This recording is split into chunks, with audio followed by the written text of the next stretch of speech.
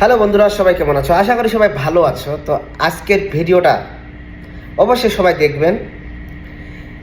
গরু বেচা কিনানো এই বিষয় নিয়ে আমার হিন্দু ভাই বোন যারা পালতো বা বিক্রি করতো, তো এই বিষয় নিয়ে কি বলছে, তো প্লিজ ভিডিওটা সবাই দেখবেন।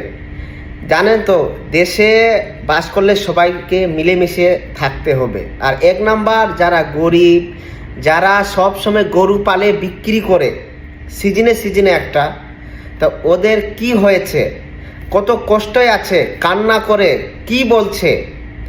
কেউ লোন নিয়েছে, 15 লাখ টাকা দেন আছে, না হলে আমরা গলায় ফাঁসি দিয়ে মরে যাব, এই বিষয়ে বলছে।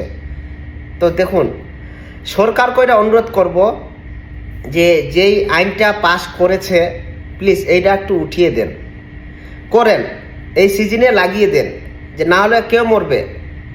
মুসলিমদের যে গরু কুরবানি দিতে হবে তা না, ছাগল দিলেও চলবে, কিন্তু এই গরিব মানুষরা দেখলে মায়া লাগে।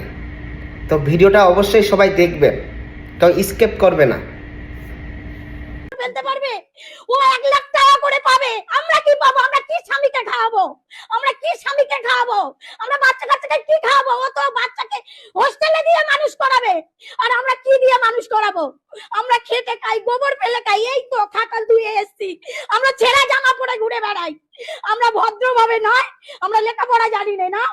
ও কি ও তাদের সরকারকে বলো আমাদের এবারটা মুকুব করে দিতে বলো। তাহলে আমাদের সেই বিকল্প রাস্তা বার করে দিক, নইলে তো আমাদের মরা ছাড়া কোনো লাইন নেই। আমাদের প্রচুর টাকা দেনা আছে, আত্মহত্যার পথে আমাদের যেতে হবে, সব ইন্টারেস্টে টাকা নেওয়া, আমরা এই ব্যবসার উপরে করে খাই। তাহলে আমাদের মৃত্যু ছাড়া লাইন নেই, সরকার আমাদের সেই ব্যবস্থা না করে দিলে আমরা কি করব? সেই চিন্তার জন্যই তো আমাদের মৃত্যু ছাড়া কোনো লাইন নেই। সরকার সেই রাস্তা যদি না বার করে, আমাদের মৃত্যু ছাড়া কোনো লাইন নেই।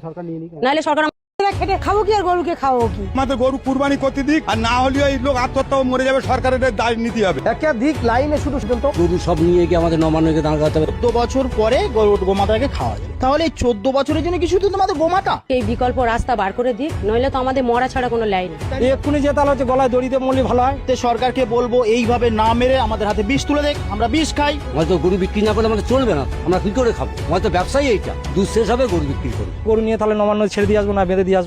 খেটে খাবো কি?